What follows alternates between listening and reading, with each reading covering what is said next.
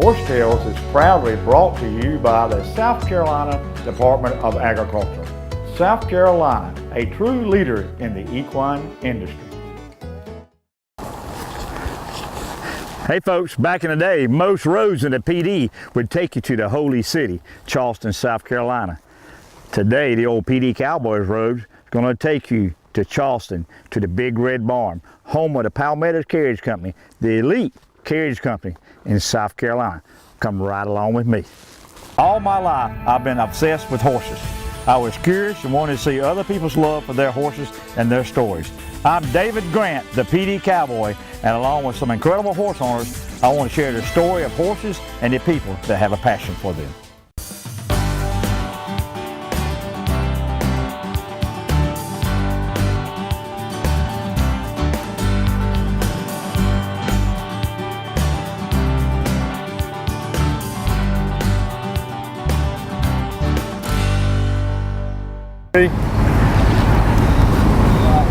Folks, join me now is Tommy Doyle, one of the many Doyle families with Palmetto Carriage. Tommy, took a while to get down here. It did, Dave. We're so glad to have you. Here we are in front of the infamous Big Red Barn. Yep, here it is. A lot of history in that barn.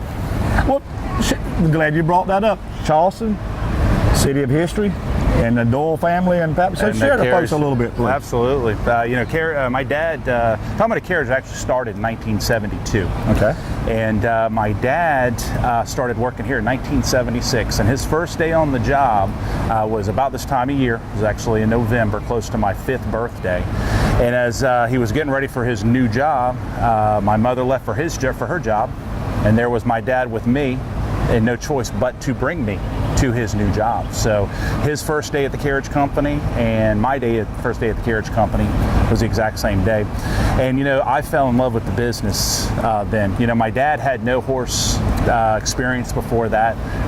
He went to the Citadel, graduated in 1970, but when he came to work at Palmetto Carriage, he had a passion for the animals and for the city.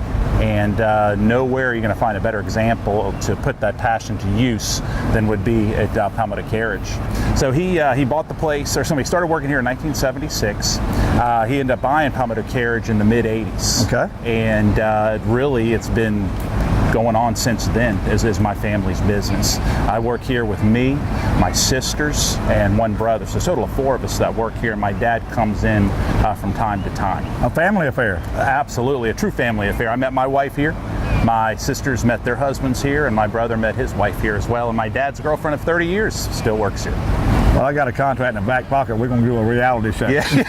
there is a couple of reality shows in Charleston. Absolutely. This could be one. But when your dad first started, you got a good mixture of livestock here, horses and mules.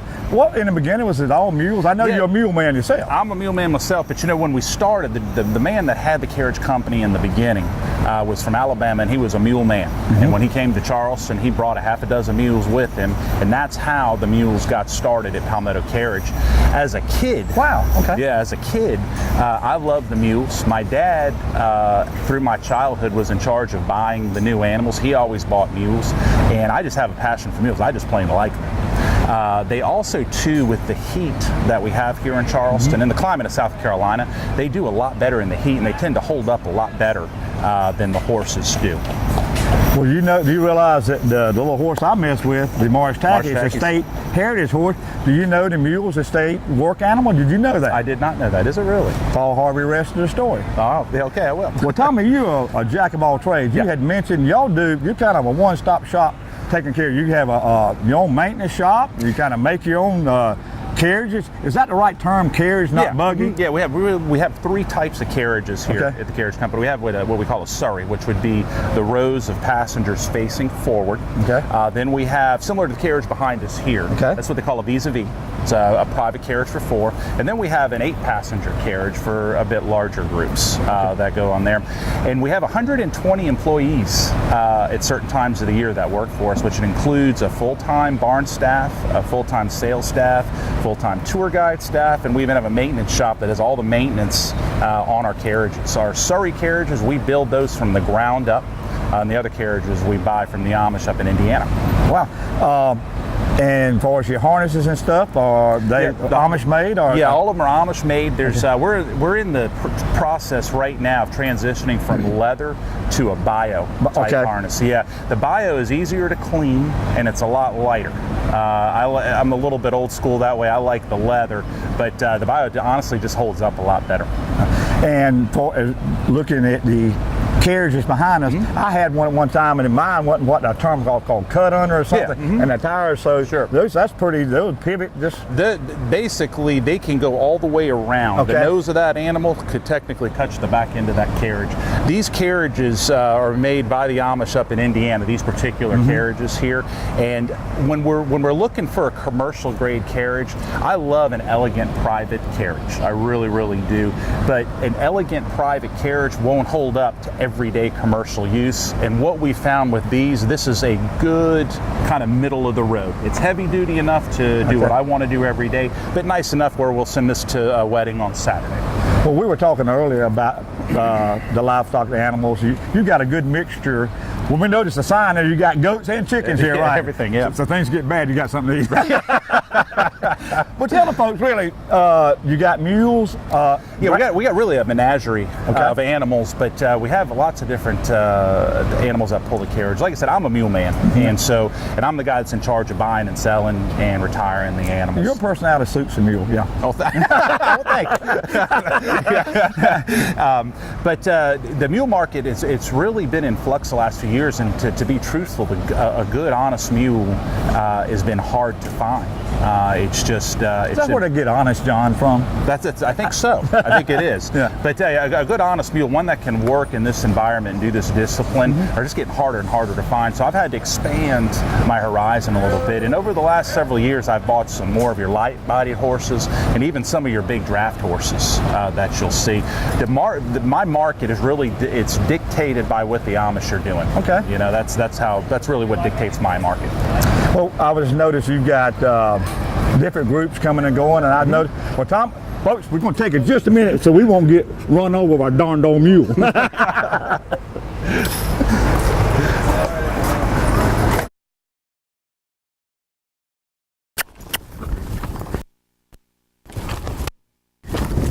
Hey folks, stay tuned for more Horse Tales with South Carolina's own PD Cowboy.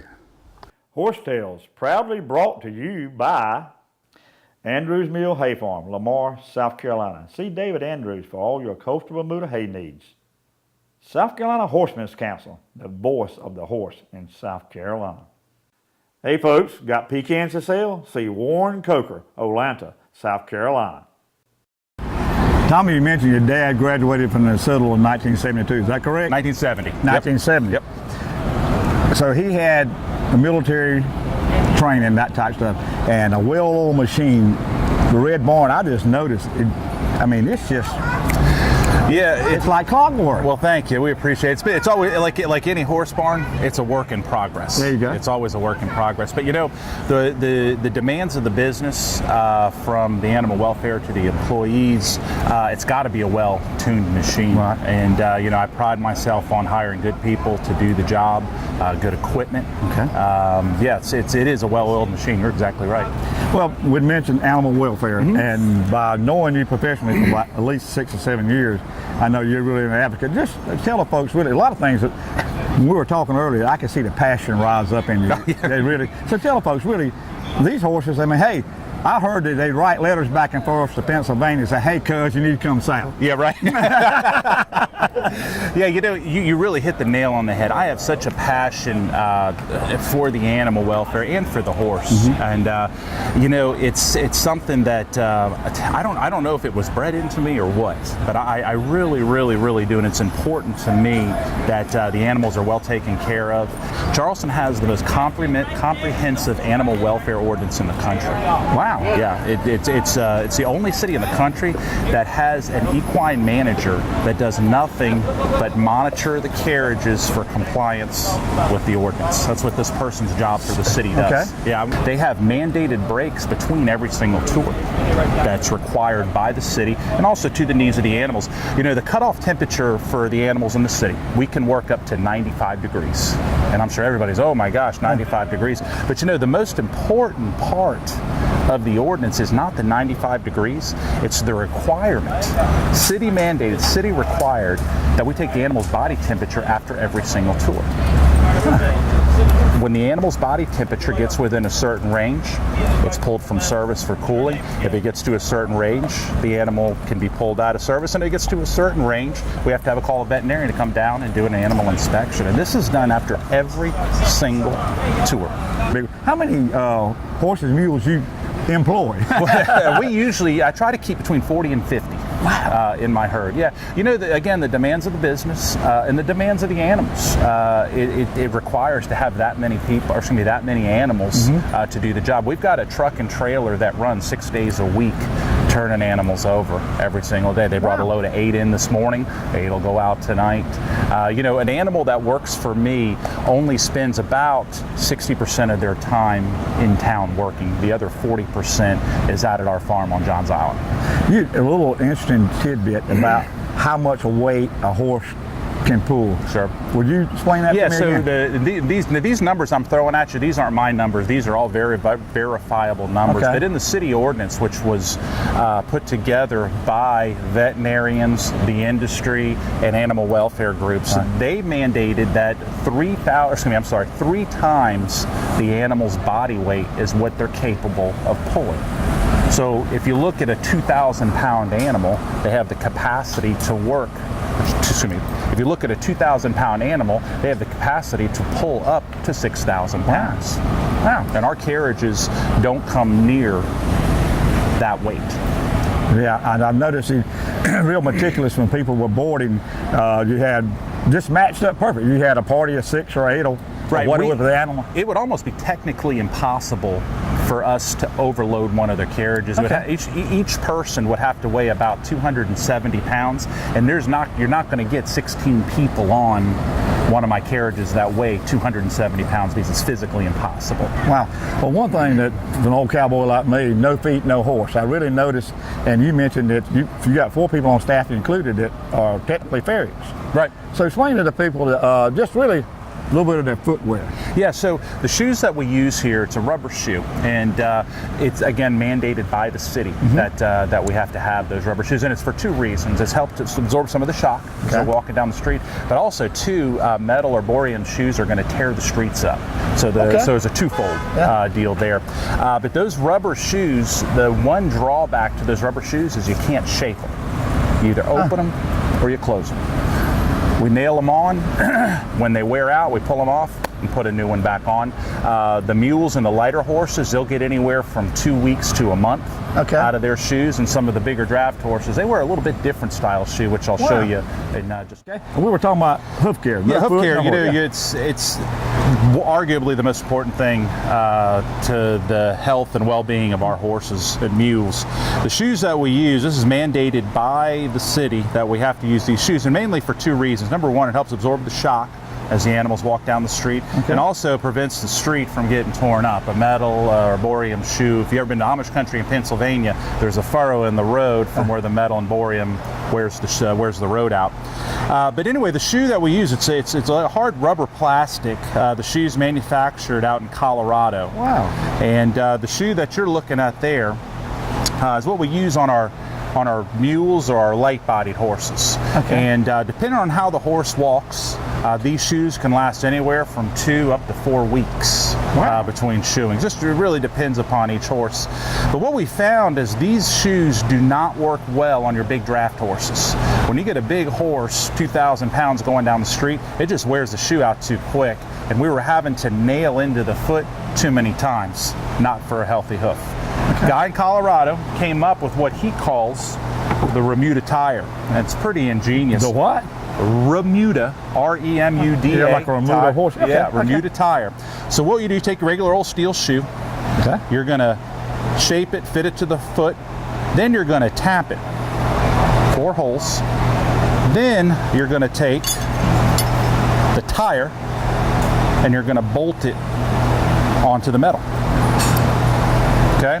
Now what happens is when this rubber wears out, rather than having to pull the shoe, the metal shoe, you just pull off the tire, get a new tire, put a new tire back on, and down the road you go. prevents us from having a nail into the foot too often. And you would change this metal shoe just like you would any other horse, for 6 to 8 weeks, depending upon horse to horse. And this will last how long? The rubber, again, depending upon the horse, it can last as short as a week to 10 days, up to about 3 weeks is about all you're going to really get out of these shoes. Where do your shoes come from? They come from Colorado. Okay. Yeah, there's a guy out there that has a patent on this, and he has a molds that he pours, and we can do what he calls a mule shoe, all the way up to size 8 shoe. Justin Poole's our private tour guide for a little jaunt around Charleston. Justin, tell the folks a little bit how you got involved in horses and made it down this way. Oh, well, my experience with horses really started off with my father. When I was a kid, he really got me into horses. We owned a white Arabian by the name of Tango, and then we got an Appaloosa a little later on named Buddy. There we go. But he really got me into horses, and my dad still owns 4 horses today, but he lives out in Mississippi now. But he still owns horses. I own my own horse as well. I have a beautiful little white Mustang named Blue. And so he really got me into loving horses, and my mother got me into loving Charleston. So after 10 years of military service flying on C-130s for the Air Force, I decided to finally make my way back to Charleston. And when I arrived here, I found myself a job that would combine my love for these animals with my love for the city and the one negative thing the U.S. military ever said about me. And of course, that's that I talk too much.